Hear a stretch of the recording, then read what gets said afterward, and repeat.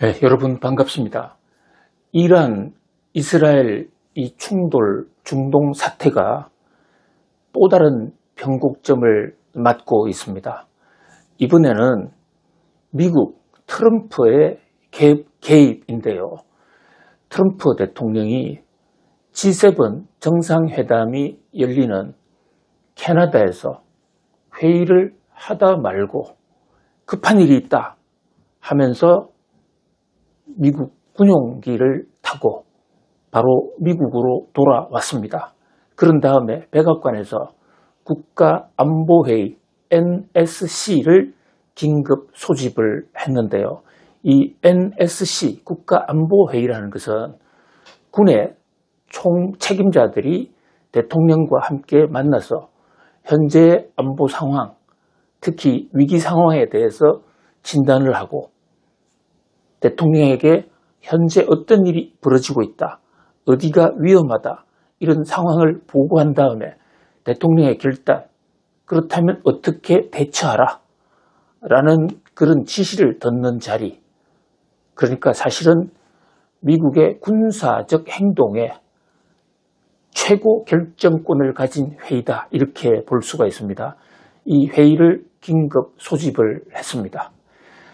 이 회의 내용에 대해서는 백악관이 구체적으로 그 내용을 아직 공개하고 있지 않습니다. 군사작전이라는 것은 때로는 비밀이 많이 필요한 것이기 때문에 의도적으로 또 이 내용을 다 밝힐 수도 없는 것이 현실이기도 합니다. 그래서 이제 분석, 전망, 또 관측들을 많이 하는데요. 이와 관련해서 지금 막 들어온 보도 CNN 뉴스, CNN 미국의 뉴스 방송 중에서 가장 영향력이 높은 곳이죠. 이 CNN 방송에서 이번 NSC 백악관의 국가안보회의에서는 미국이 이라크를 직접 때리는 방향을 집중 논의했다. 그리고 현재 최종 결정은 알 수 없으나 트럼프 대통령이 이란에 직접 미국의 군대를 이용해서 이란 핵시설을 때리는 방안도 검토하고 있다. 이 정도로까지 지금 공식 보도가 된 상황입니다. 자, 이와 관련해서 트럼프 미국 대통령은 이란을 언제 때린다, 어떻게 때린다라는 얘기를 구체적으로 하지는 않았는데요. 다만 SNS, 트럼프 대통령 가문이 직접 운영하고 있는 트루스 소셜이라는 거 있죠. TS, 이 트루스 소셜을 통해서 테헤란을 빨리 떠나라. 테헤란에 지금 엄청나게 위험한 일이 전개될 것이다. 테헤란 이베큐에이션, 테헤란 대피령을 발동했습니다. 그러면서 하메이니를 향해서도 아주 의미 있는, 그러면서도 좀 살벌한 몇 가지 얘기를 했습니다. 자, 우리 미국은 하메이니가 지금 어디에 숨어 있는지 안다. 그리고 공중 타격에서 제거하려면 얼마든지 할 수 있다. 그러나 아직은 아니다. 그러니까 살해당할 것을 너무 걱정하지 말고 협상에 나와라. 그리고 협상에 나올 때는 무조건 항복을 하라. unconditional surrender라는 표현을 썼습니다. 다른 조건 붙이지 말고 미국이 하라는 대로 할 테니까 협상장에 나오겠다. 그렇게 하면 더 이상의 군사적 위협, 안보 위협은 없을 것이다. 그러나 만약에 이 하메네이가 트럼프 대통령의 무조건 항복 요구를 묵살하고 계속해서 버틴다면 미국으로서도 특단의 조치를 할 수밖에 없다라고 엄포를 놓고 있습니다. 자, 이와 관련해서 군사 전문가들은 이 벙커 버스트 얘기를 가장 유력하게 트럼프의 대안으로 보고 있습니다. 자, 벙커 버스트. 이게 벙커를 때려 부수면 폭발물이다 이러는데 지하 요새라든지 또는 콘크리트 벽으로 통해서 엄청나게 방벽을 많이 해놓은 철제나 콘크리트 그런 벽을 뚫고 들어가서 파괴하는 폭탄이다. 해서 이제 별명 이름이 벙커 버스트로 붙여 있고요. 정식으로 이 폭탄의 재원, 제식의 이름은 GBU-57MOP인데요. 한 가지 흥미로운 것은 이 폭탄이 한반도에 사용하기 위해서 당초에 개발된 것이었습니다. 한반도 중에서도 북한이 핵 문제를 가지고 국제사회와 아주 심각하게 논쟁을 벌일 때 미국 입장에서는 아예 북한의 핵시설 자체를 근원적으로 드러내버리는 그런 폭탄을 투하해야 되겠다. 특히 북한은 영변이라든지 많은 지역의 지하로 들어가서 지하 안에다가 핵 개발 시설들을 집어넣지 않았습니까? 그러니까 지상을 날아다니는 기존의 폭격기나 또는 기존의 미사일로서는 도저히 뚫을 수가 없는 것이죠. 그래서 아예 지상에서 날아가지만 지하까지 파고 들어가서, 파고 들어갈 때는 폭탄이 안 터져요. 그런데 최대 몇 메다까지 내려가느냐? 60m까지 지하로 쭉 내려가서 그 다음에 터지는 겁니다. 자, 그렇게 된다면, 정확하게 타격만 된다면 이 벙커 버스터가 이란의 핵 능력 자체를 일거에 무력화시킬 수도 있죠. 다만 여기는 한 가지 전제가 있습니다. 이란의 핵시설이 어디 있느냐, 그 핵시설이 지하 몇 메다에 있느냐, 어떤 게 있느냐, 이것을 정확히 알아야 되는 거 아닙니까? 그런데 이번에 이스라엘 모사드라는 데가 이스라엘 정보기관이라고 말씀 올렸죠. 근데 사실은 모사드란 말 자체는 히브리어로 그냥 기구라는 뜻입니다. 근데 이스라엘의 정보기관은 이름을 공표하지 않아요. 우리는 이름도 없다. 그래서 사람들이 그냥 기관이라고 부르고, 좀 더 아는 사람들은 그 기관에서 모사드, 영어로는 그렇게 표현이 되는데 히브리어는 하모사드입니다. 그래서 하모사드라는 얘기가 나오더라도 혼돈을 빚지 마시기 바랍니다. 사실 정작 이스라엘에서는 모사드란 얘기는 안 하고 하모사드 얘기를 더 많이 하거든요. 바로 하모사드가 이란의 정보기관인데, 이번에 그 하모사드의 위력을 우리는 생생히 보지 않았습니까? 수천 킬로 떨어져 있는 지역에 비행기, 전투기라든지 또는 미사일을 날리거나 아니면 그 인근에서 드론까지 직접 제조를 해서 폭탄이 날아가는데요. 군 수뇌부들 얼마나 많이 죽었습니까? 그런데 군 수뇌부가 시간대별로 어디 있느냐를 정확하게 알고 침실을 때리는가 하면, 심지어는 역정보를 통해서 이란의 군 수뇌부를 한쪽에다 나와라, 이래서 소집을 해요. 소집을 한 다음에 그 자리에다 폭탄을 집어넣는, 이것은 그야말로 우리 고사성의 7종 7금, 우리 마음대로 한다. 부처님 손바닥이다. 너희들 다 보고 있다. 마음만 먹으면 너희들 다 죽일 수 있고 또 너희들 시설 다 때릴 수 있다. 이런 완벽한 정보 파악이 되어 있다라는 것을 이미 입증하지 않았습니까? 그런 면에서 이 벙커 버스트를 터뜨렸을 때 그 파괴력, 실제로 이란의 핵 능력을 일거에 무장 해제시킬 수 있는 어떤 충분한 사전 정보를 다 갖추고 있다, 이렇게 볼 수가 있는 것이죠. 자, 그 다음에 또 하나, 트럼프 대통령은 공중제해권, 하늘을 장악하는 능력을 공중제해권이라고 그러는데요. 현대전에서 우리가 육해공이 있지만 최종적으로는 육군이 가야 거기에 정권을, 그리고 실제로 점령을 할 수 있는 거긴 하지만 초기 전쟁에서는 공군이 날아가서 쏘아대기 시작하면 대응하기가 무척 어렵습니다. 우리 6.25 때도 그나마 이 미국이 중국군, 당시 중국 인민군의 공격을 막아내고 38선 정도에서 막아낼 수 있었던 것도 공군의 힘이 있었기 때문에 인해 전술로 내려오는 중국과 인민군 연합을, 북한 인민군 연합을 저지할 수 있었더랬죠. 그만큼 현대전에서 공군의 영향력이 강한데요. 이번에 트럼프 대통령은 그 공군력에 있어서 이스라엘이 완전히 제공권을 장악했다. 그러니까 제공권이란 무슨 하늘에 비행기가 날아다닐 수 있는 능력, 그 다음에 그 날아다니는 비행기를 지상 요격하거나 또는 같은 비행기에 떠서 공중 요격할 수 있는 것을 공중제해권이라고 하는데, 지금 이미 이란은 비행기가 별로 제대로 뜨고 있질 못하고요. 특히 이번에 이스라엘이 대공 미사일 발사 요격 시설을 많이 때려가지고 하늘을 향해서 비행기가 뜨더라도 그 비행기를 격추시킬 만한 그런 대공 능력을 상실했다. 트럼프 대통령의 주장입니다. 그렇다면 충분히 이 블랙버스트라는 괴물 폭탄, 이게 전투기를 타고 날아가거든요. 원래 전투기에 장착되어 있습니다. 벙커버스트용 특별 전투기가 따로 제작이 되어 있습니다.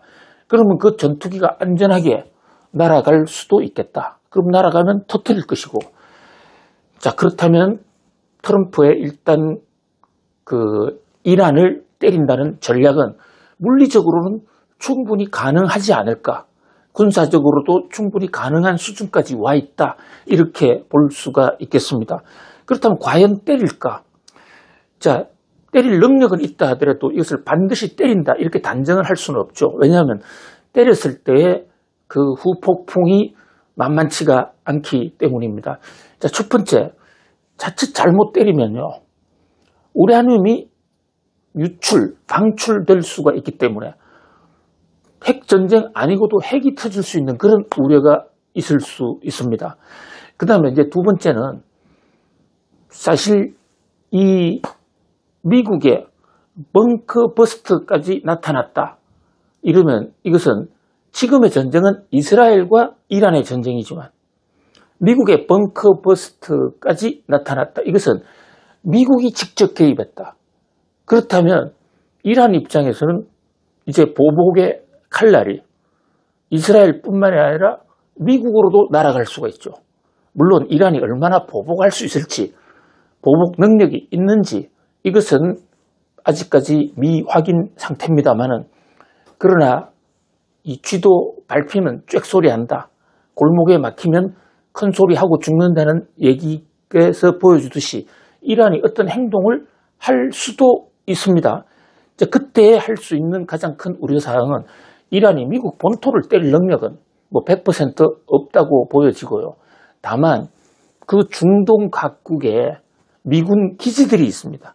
그 기지에 미사일을 때리는 것은 충분히 가능할 수 있겠죠. 더구나 지금 이 이란은 이라크와 요르단 등에 있는 미군 기지를 꼭 집어서 공격 대상에 올려놓고 있습니다.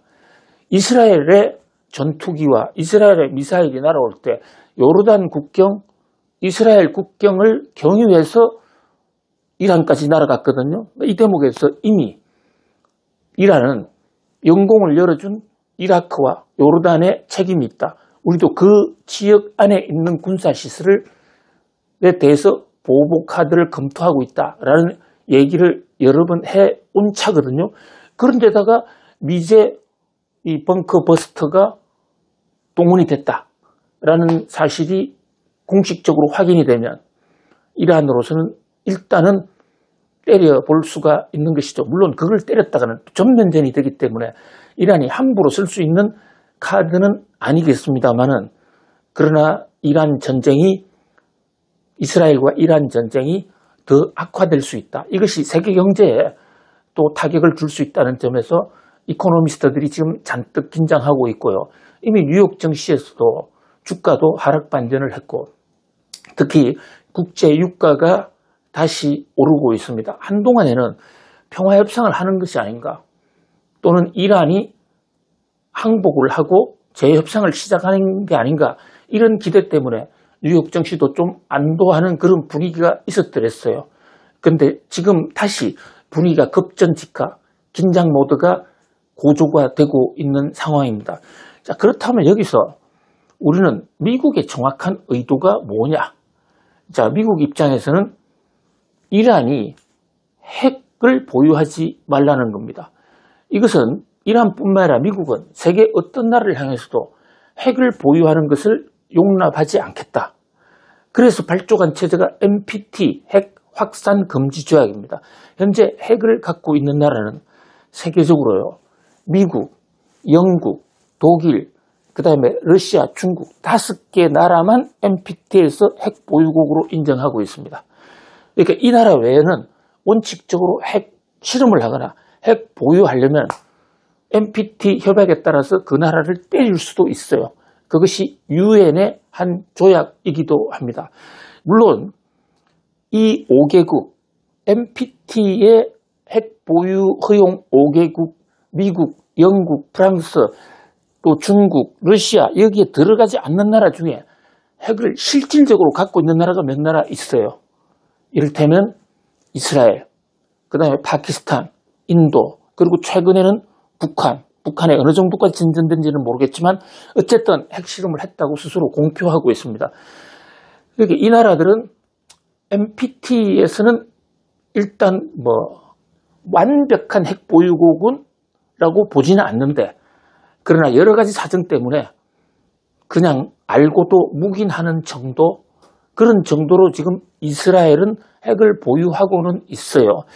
그런데 만약에 이란이 핵을 갖게 되면 이스라엘 입장에서는 중동 지역에서 가장 큰 적이 이란인데 이스라엘의 입지가 엄청나게 악화될 수 있다.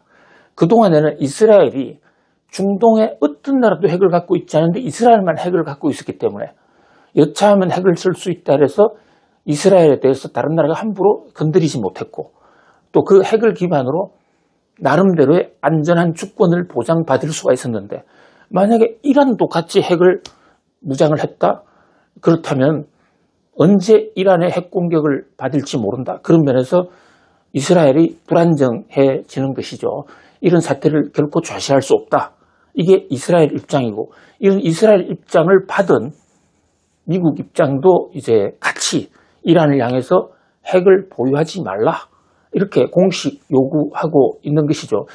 원래 오바마 대통령 때, 정확하게 2015년에는 당시 유엔이 주도한 이란 핵 협상에서 이란에 대해서 3.76까지는 우라늄 농축을 해도 괜찮다라고 허용을 해줬습니다. 그래서 핵 합의를 했어요. 자, 그게 지금 문제의 발단인데요. 지금 보시면 우라늄 농축, 이게 핵하고 무슨 관계가 있냐? 핵이라는 게요. 핵이라는 게 이 농축이 됐다가 분열하는 과정에서, 분열하는 상태에서 빠른 속도로 분열하면서 거기서 열이 생기고 그게 폭발력이 생기고 그게 핵무기거든요. 그러면 핵무기, 핵폭탄을 만들려면 우라늄을 일단 응축을 시켜야 돼요. 그런데 2015년에 미국, 그 다음에 유럽 각국, 그 다음에 중국, 러시아 등 모든 나라들이 합의해서 만든 이란 핵 협상에는 3.67%까지는 이란이 농축할 수 있다. 그 이상은 안 된다 했거든요. 왜냐하면 핵 발전소 같은 거, 전기 발전소 같은 걸 짓는데도 우라늄 농축이 필요해요. 근데 거기서는 3%면 어느 정도 발전소를 지을 수 있다. 이래서 이란이 요까지만 할 테니까 대신에 미국도 경제 제재 풀어. 이래서 서로 합의가 된 거란 말입니다. 근데 이것을 트럼프 대통령이 2018년도 1기 시절에 이것을 깨버렸습니다. 안 돼. 이란은 하나도 안 돼. 제로로 줄여. 왜 이게 깨지게 됐냐면요. 북한 때문이에요. 북한이 처음에 이 비슷한 합의를 했는데 뒤에서 살금살금 농축도를 높여가지고 결국은 우라늄 농축을 기반으로 해서 핵을 탄두에 실었잖아요. 그러니까 이스라엘이 불안하다. 이란 못 믿겠다 하면서 그 의견을 트럼프가 받아들였고, 그 당시 2018년에 가서 3.67 이거 안 될 테니까 경제 제재 다시 들어가. 그리고 협상을 하자 이랬는데 이란이 우리 협상 못 하겠다. 무슨 소리야. 3.67로 과거에 전 세계와 한 합의가 있는데 왜 미국이 일방적으로 그러느냐 하면서 이제 반발을 했죠. 반발을 하니까 미국은 그렇다면 우리는 빠질게. 그리고 이란을 향해서 경제 협력을 하는 모든 나라에 대해서 미국이 경제 제재를 이제 시작을 하게 된 겁니다. 그러니까 이란은 그래? 그렇다면 우리도 깰게. 우리 어차피 핵폭탄 만들려면 우라늄을 훨씬 더 많이 농축해야 된다는 걸 알고 있었어. 그런데도 국제사회의 우려와 합의에 따라서 3.67로 낮춰주기로 한 건데 미국이 깨고 나갔으니까 우리도 마구 개발할게. 이래서 2018년부터 사실상 이란 핵협상이 허지부지가 되고 그때부터 이란이 계속해서 우라늄을 농축을 해와서 60%까지 지금 농축에 성공해 있는 상태다. 요게 이스라엘과 미국의 판단이에요. 그러니까 지금 이제 다시 돌아온 2기로 다시 돌아온 트럼프 대통령 돌아오자마자 야, 내 1기 때 하던 협상 그거 다시 하자. 이래서 벌써 5차례나 이란과 지금 핵 협상을 하고 있거든요. 근데 이번에 트럼프 대통령 주장도 당시 2018년과 마찬가지로 아니 이란은 석유도 많고 또 다른 에너지 발전 대체제가 있으니까 미국이 또 도와줄 테니까 경제 원조를 해주니까 아예 3.67도 아니고 0으로 줄여. 그렇다면 핵협상할 수 있다. 이란은 우라늄 프리, 우라늄을 한 푼도 농축하지 마. 그게 미국의 요구인데 그게 이란 입장에서는 우리가 만약에 핵이 한 푼도 없어지면 저 이스라엘이 우리를 가만 놔둘까? 어떤 면에서는 핵이 우리의 신변과 안전을 보장하는 최후의 마지노선이다. 북한도 이런 주장을 비슷하게 했죠. 북한과 이란의 상황이 너무도 비슷합니다. 그런 상황이기 때문에 이란도 물러나지 않고 있어요. 이런 와중에 이스라엘이 이란을 때리기 시작해서 지금의 중동 사태가 일어났는데 자, 이제 이 마당에서 트럼프 대통령이 빨리 협상해. 무조건 항복하고 돌아와서 우라늄 농축 안 한다는 협정에 서명을 해. 그거 안 한다면 이번에는 바로 벙커 포스트라는 지하 붕괴용 폭탄을 터뜨리겠어. 이렇게 주장을 하고 나온 것이죠. 자, 이 벙커 포스트 폭탄 이게 지하 60m까지 뚫어요. 그런데 지금 이란의 핵시설은 지하 40에서 지하 50 정도에 가 있습니다. 종래의 벙커 포스트가 지하로 뚫고 들어갈 수 있는 능력이 지하 40 정도밖에 안 됐거든요. 그런데 미국이 기술 혁신을 통해서 벙커 포스트를 지하 60까지 올려놨다고요. 그러니까 현재 나와 있는 군사 정보가 모두 사실이고 또 정확하게 가서 조준을 해서 때린다면 이 벙커 포스트 GBU-57MOP를 가지고 때리면 이란의 기존의 핵시설을 완전히 무력화시킬 수 있다고 트럼프 대통령은 주장하고 있는 것이죠. 또 그리고 핵시설이 어디 있는지 다 안다. 그러니까 항복해. 과연 이 대목에서 하메이니가 항복을 할지 안 할지 그것은 현재로서는 알 수가 없습니다. 하메이니 쪽은 거의 언론 정보가 안 나오고 있기 때문이죠. 한쪽에서는 하메이니가 완전히 괴멸됐다, 숨어있다라고 얘기도 있지만 한 곳에서는 지금 보복의 칼날을 갈고 있다라는 엇갈린 얘기가 나오고 있습니다. 요게 90%까지 가면요. 90%까지 가면 바로 핵폭탄에 장착할 수 있습니다. 이스라엘도 미사일이, 이란도 미사일이 있지 않습니까? 그런데 이스라엘의 일부 전문가들은 이란이 주장하는 게 60%까지 농축했다고 그러는데 이거보다 더하다. 약 85%까지 올라가 있다. 그러니까 지금 안 때리면 안 된다. 라는 특히 이란의 네타냐후 총리는 매우 지금 이란의 핵시설 공격에 대해서 적극적이거든요. 과연 이 대목에서 이란이 어떻게 나오느냐. 지금 이 순간이라도 협상하자. 그러면 세계 경제는요, 급속하게 좋아질 수 있습니다.